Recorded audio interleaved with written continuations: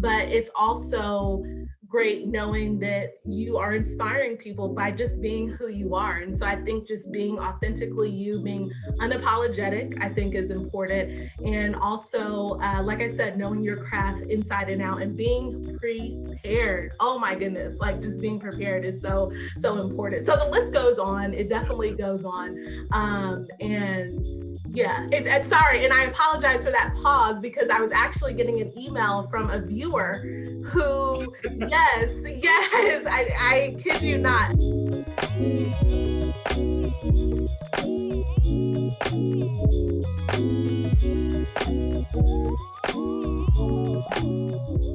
Last time we saw each other was back in 2014.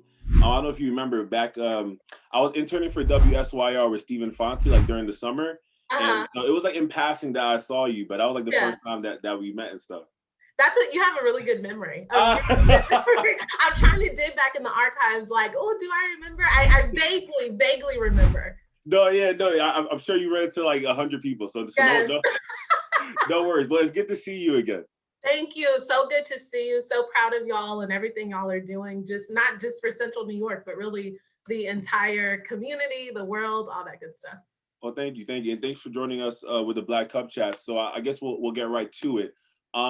You're an Edward R. Murrow award-winning journalist. You're Emmy nominated, and you're originally from San Antonio, Texas. You're back in Texas with KXAN TV as a weekend anchor. Can you share your journey with us? How you got interested in journalism, and how you got to where you are now?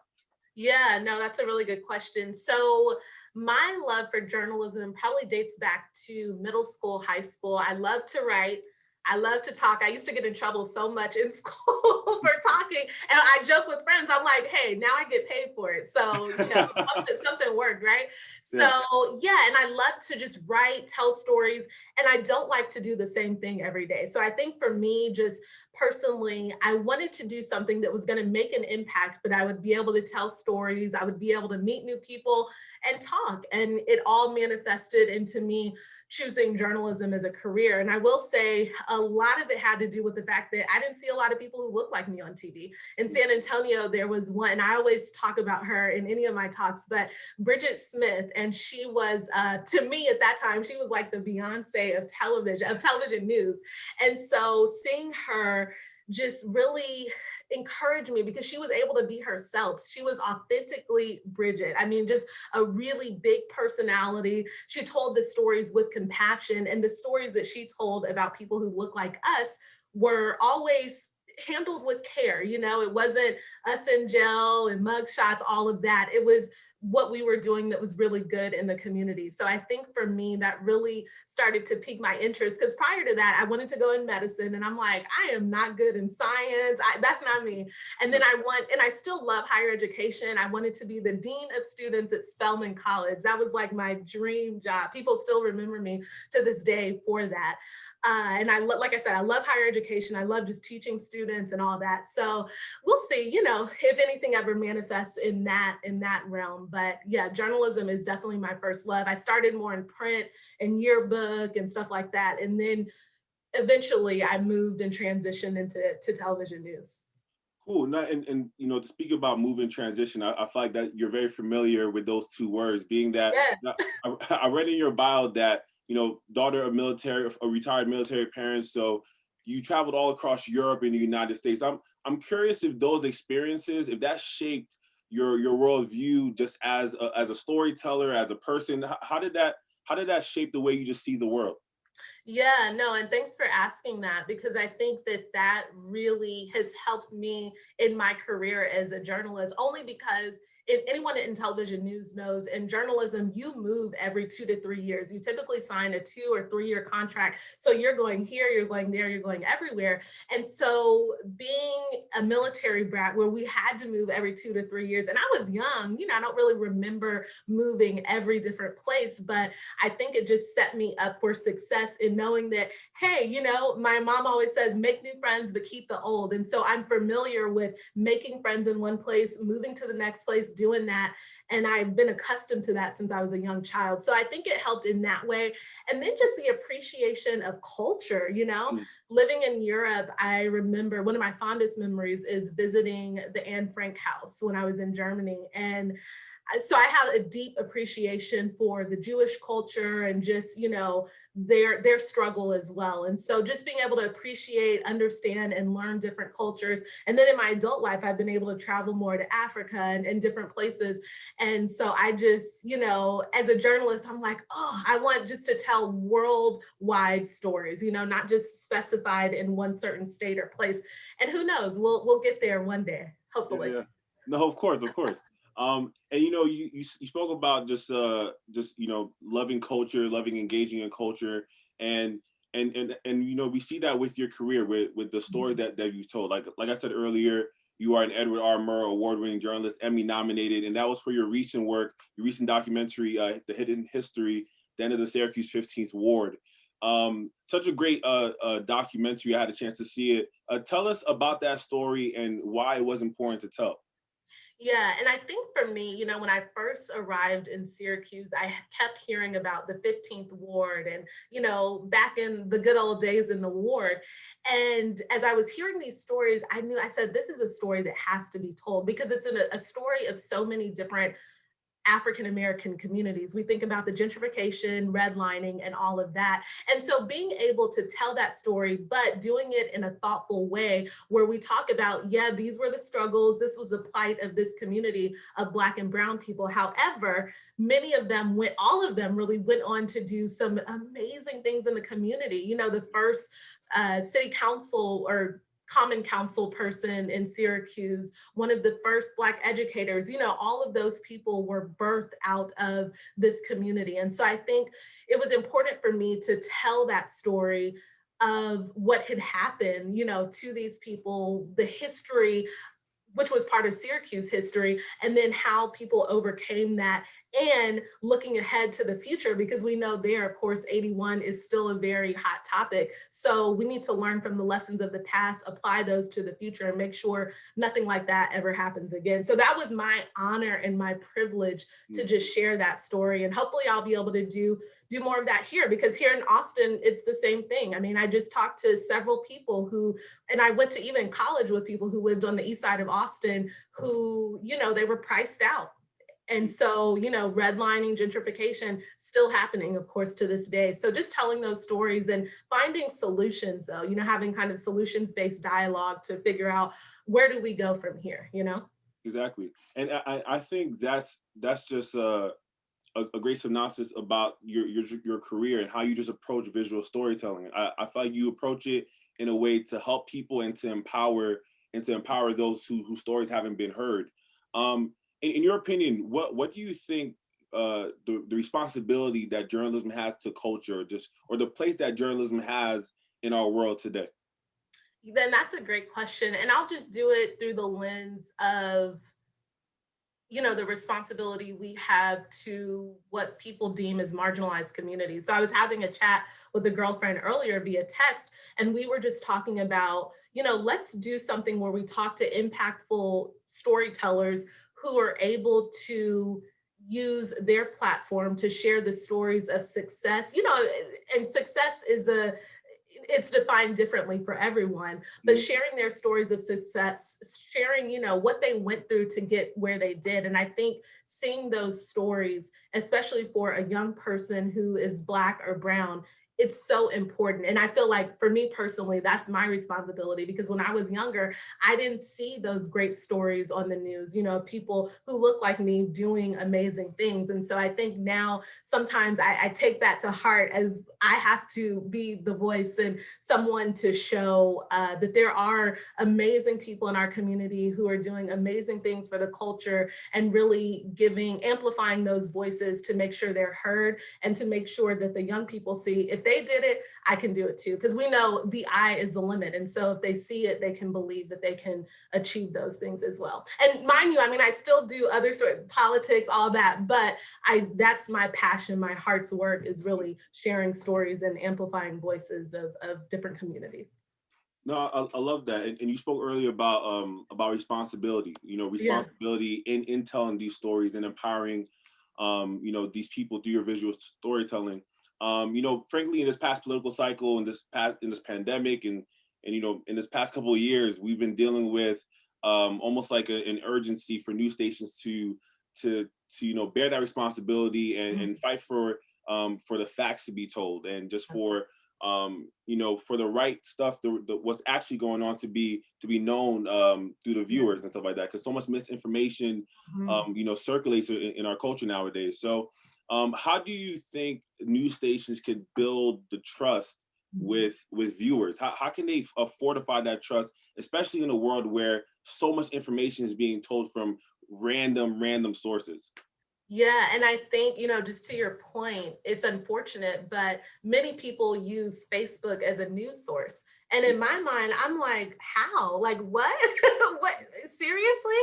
But unfortunately, that's become the reality of our nation, the people in our nation. And so I think really being able to share all sides of the story and really give kind of this comprehensive approach to whatever story we're telling so that we know that people can't come back to us and say, well, you didn't, you left this person out, you didn't include that voice. So I think really being comprehensive in our approach is just so important. And that's something that during the political season, we really had to do because we were under attack. I mean, journalists were literally under attack, and there were places that they didn't want us to go by ourselves because, protest people, you're, fake news, this and that. And I hate that term, but it was our reality for a very long time. But I think even with that, in terms of just everything that's happening with COVID, people have turned to the news. I mean, saying,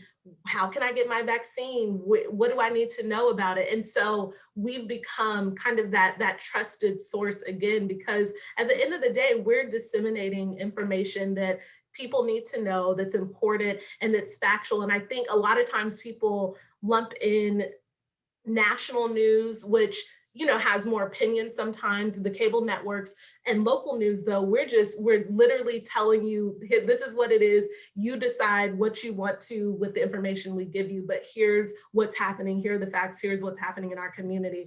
And so I think sometimes people don't differentiate that, and so we all become just under attack. But I'm a huge advocate for local news because I think that we all, yeah, we work so hard to bring fairness and all of that to our coverage, and so it's important. It's very important.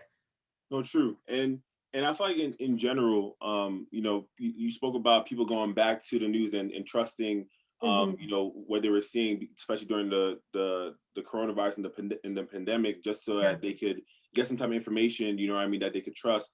I feel like people are in general are just going to they're getting news in different ways now. You know what I mean? Like Yeah. I was talking to a friend of mine earlier this week. She works for a newspaper, but she Mhm. has no idea how a physical newspaper is made. But but she works for a newspaper. You know, the Wow. content's still out Wow. there. So, Yeah. and I'm curious, what do you think, like the industry is heading to in terms of like how information is getting out there, how Mhm. people are receiving content. Yeah. Do you foresee like news stations having to adapt to the culture in any which way? What do you think? Mhm. So I think everything is moving towards the digital realm. And when I first started in this industry, my job was I was a writer and I was a web producer. And I'm so grateful that I started at that point because when I started, I realized the importance of, digital news and, the websites, the internet, and all of that, because I think that's where it's going. Because a lot of times if I break news, the first place it's going is on Twitter, on our website, and then you'll see it at 5 o'clock, or 6 o'clock or 10 o'clock. So I think a lot of times people are now consuming news through whatever digital format they have access to, whether that be just the internet, Twitter, any social media platforms. And I think that as journalists, we have to adapt to that. But I also think that it's important because now, because that kind of is the platform, people are rushing to get out information. And I see tweets from journalists, I'm like, yeah, it might be factual, but it's misspelled. The punctuation is, and so it, to me, that ruins the integrity of whatever the news is that you're trying to give out. So I think it's important to know how to operate in all of these digital platforms, but also knowing you are a journalist first. Facts matter, words matter, and just the placement of everything matters too, because you want people to trust you. And when you're, things are misspelled or just, yeah, Yeah. to me, and I'm old school, but it takes away, Yeah. it takes away from a lot. Yeah. No, I feel you. It always like anytime you read anything, anytime a post or something, if someone has like a misspelling or even Yeah. if you're just off with the information they're giving, you're just like, oh, come on, man. Like Yes. you had a couple seconds. You could have just, just rechecked it or just revised it once, But Yes, yeah, yes, yes. It's just important. It's important I know we want to be first, but just be correct first, and then put exactly. it out. Yeah. Exactly, exactly. I want to shift gears a bit and talk about a program you did with Black Cup Productions, Behind the Woman with Johanna Rogers. Um, Yes. yeah, so I saw that interview. It was incredible. Johanna's an incredible person. Mhm. How did you get in touch with her? What was that project like for you? What did you love from it? Yes. Oh Yeah, my God. I could go on and on for days. And I still, you know what? I am still trying to figure out how we met. I don't even know how we got yeah, connected to each other, but it was probably a few years in from my time in Syracuse. And, she had talked to me about she was going to start this project and just specifically how it would be on WCNY and all of that. And so I was like, go for it, but make sure, because I think a lot of times in this industry, we are not paid for our value, And so just making sure that things align and all that. And that's something that many of us are still struggle with and still try to make sure that we're paid our worth. But yeah, so when she started that, I just thought, how amazing is this? She's so well connected, and just the fact that she was getting so many different voices of women specifically in the central New York community who I would have loved to just do stories on each of them every week. And the fact that she started this platform to do that, I think was just phenomenal, because I think it's just important for those stories to be told, because many times, we might see someone on the cover of the newspaper or magazine and think like, oh, they have it all, not knowing behind the scenes, everything that it took to get there and all of that. So I think the fact that she was able to amplify those voices and really show that, it took some work to get here, but I'm here and this is what you can do, too. I think it's an amazing, amazing project. no, for sure. And like I said, Johanna's an amazing woman. Yes. And, and I find another amazing woman that you had a chance to be around was Oprah Winfrey. Uh, I mean, like I read that and I was like, oh wow, like I wanted to just lead with that, and we could just have a whole conversation about Oprah, honestly. But Yes.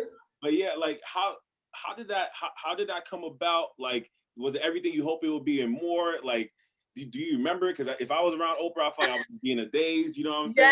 Yes. Like, Yes. was that? How was that like? So it's a funny story, because it all started out, she was coming to give a speech at Syracuse University. And this was, again, several years ago. So what they did was they put the media in when I tell you, like, I felt like we were outside, like we were in the back, couldn't talk to her. She passed by us, and, it was like a little wave, but that was really it. So I'm like, oh my goodness. So me and my best friend Iris, she works in Syracuse, she's a reporter, we were like, Lord, please, we have to meet her. We have to talk to her, something. And it turns out they said, well, there will be a media availability at the Mary Nelson Center. And they were going to send another colleague of mine. And I'm just like, no, I have to go. I have to go. So we ended up going over there, and she came out, and it was just like one of those, one of those moments, just like an angel. Oh my goodness. With the And when le- I tell you, yes, she was the most just down to earth. Like, I don't even really know how to explain it. And she just reminded me of like an aunt. She really did. Like, she just was really, really chill, really cool. Let us get our questions in. And I only asked one question, but I said that constitutes an interview. yeah. So yeah, when I asked her the question, she was just very, very engaging.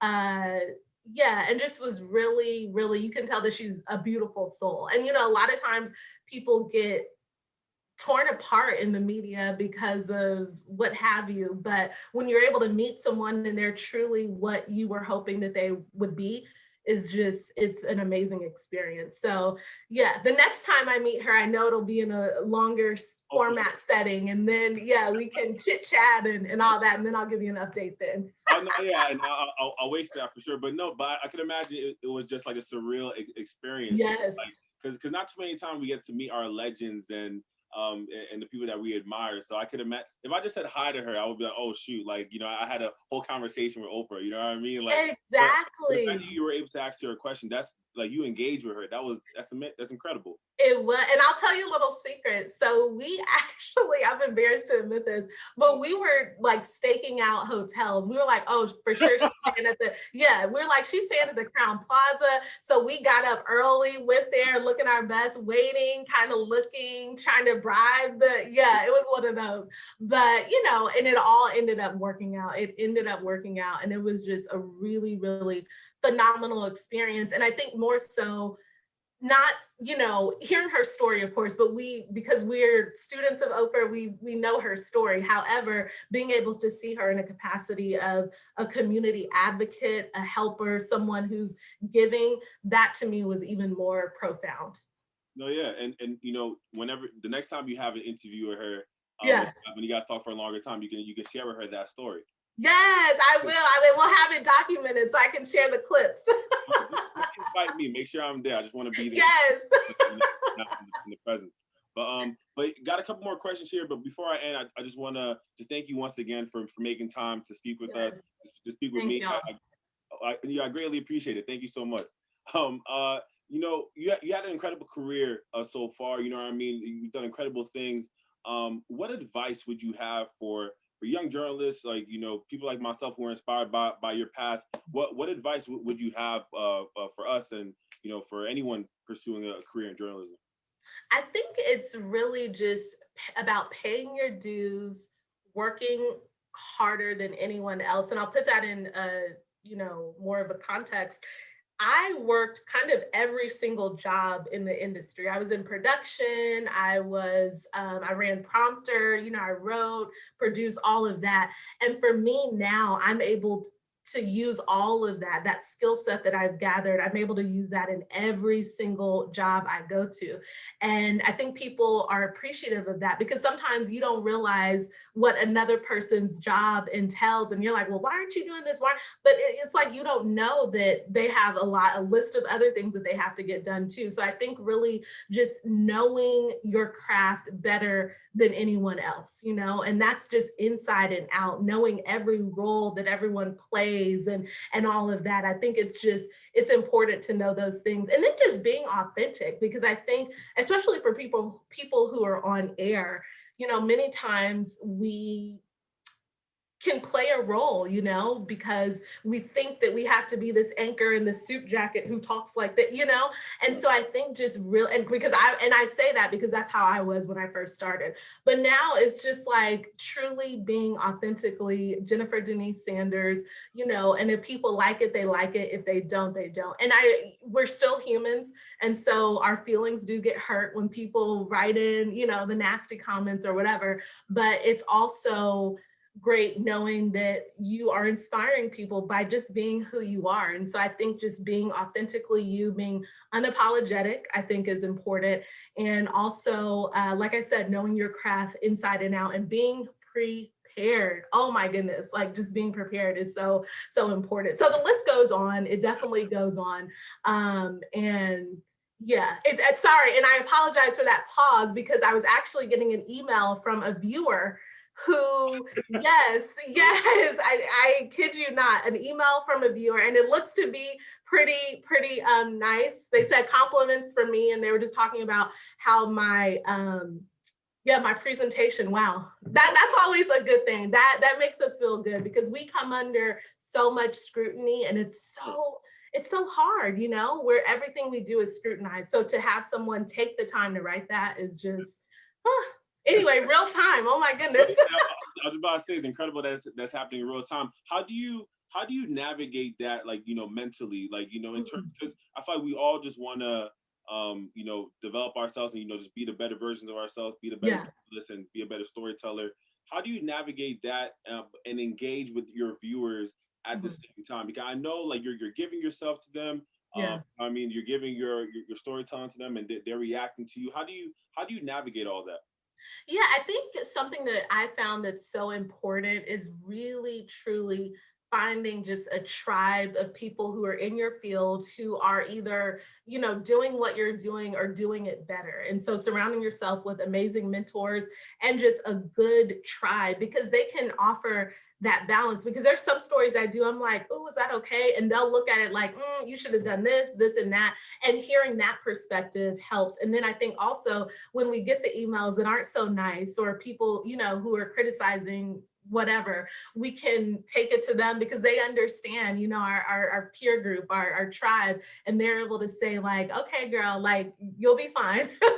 It was just one person. And so anyway, but balancing giving of myself and then just having, my time and my space. I am still really trying to find the definition of balance, to be completely honest with you. I mean, I am unfortunately like a workaholic. And so work becomes all consuming. And so one thing that I did last week that I was very proud of was that someone emailed me and said, hey, we need, to get XYZ. And I said, okay, well, I don't have the bandwidth to do that now. I'm off Monday and Tuesday and I will be unplugging. However, when I get back, I'll be able to, do those tasks. So that was very big for me, at 30 plus years old. That was it was big for me, and it's something, again, like I said, I'm definitely still learning, but it's something important to find the balance because this industry is so hard, and if you give too much of yourself, you don't have anything else to give to yourself or to the people who mean a lot to you. So That's true. Yeah, I think, you know, discovering that balance is a work of life. You know, I mean, it's a work of art. You know, yes. trying to figure it out as you go along. So Mhm. I appreciate you sharing that advice. I'm curious, how can people find you and the stories that you're telling, your follows and all that, your IG. You can put all that stuff on there if you want. We'll put it as a graphic for you. How can people find you and connect with you? Yes, so I just on social media, Jen Sanders TV. I think that's the handle on Instagram, on Twitter, and then on Facebook as well. And I had maybe y'all could give me a tutorial or something, but I really have to step up my social media game. I will say on my Twitter, I do use that strictly kind of for work stuff and just tweeting the stories of the day. But IG, I do a lot of stories on there, but I don't really like I don't post a lot of my work. I try not to post too much news because you go there to see pictures and fun things like that. So I'm not on what is it, TikTok. I'm not, not Look on at TikTok. Is Snapchat, is that still a thing or no? Snapchat is still a thing, but I feel like people mostly go to it for like it's funny. I feel like people go to it for the news stories and like for the Okay. Oh, interesting. different segments they have because they have like pop culture stuff and you Gotcha. real quick do all this Yeah. such. So I feel like people mostly go to it for that, but I'm not really on Snapchat anymore Yeah. myself. Yeah, So, Yeah, I'm just still, I do what I can. And it's so much to balance. I'm like, I don't have time for all this. And then another thing is on my Facebook page, which is it's my like page, my follow page, but that I really use that as my personal page, my personal Facebook, because I don't know. First of all, I don't really know, do people even really do Facebook like that anymore? Not really. And so I use that to sometimes I'll post new stuff, but a lot of times it's just kind of personal things. And a lot of the people in there have been so supportive of me in my journey that I just feel like it would be a disservice just to share news stories or things like that. Like I want to share some personal stuff because those people have become, I mean, it's weird, but you create a bond through social media and I'm appreciative of their support. So yeah. no, yeah. If you ever need a tutorial, let us know because it's one of those things I feel like is an ever evolving landscape, and it's Yes. one of those things that there's no rules. Like, kind of just do whatever you want to connect with people, whatever Yeah. sticks. You know what I'm saying? So yeah, if you need So a maybe tutorial, y'all should do like a course and monetize that ooh, and go. I mean, hey, I'm dropping some free gems for y'all. appreciate. I'm gonna take note of that. We might endeavor into that. You never know. Yes, for us older journalists who are literally like, okay, how do I post this? So it's just an idea. Thank you so much for that, and thank you once again for taking so much time. You know what I mean? For spending time with us Yeah. and for chatting with us. Thank you so much, Jennifer Sanders. Appreciate you. Thank you. And y'all keep shining, keep doing what you're doing. And y'all are an inspiration to me as well. I'm just so incredibly proud. And I just can't wait to see what the next big thing is for sure. So I know that you all have a lot of projects up your sleeve, and I'm always here for you anytime you need me. I appreciate that. And you know, you're our fourth person that we interviewed for the Black Cup Chat. So Really? once again, thanks for being a part of this new endeavor that we're doing. So thank you so much. Absolutely. That's anything you need. So yeah, keep me posted and we'll go from there.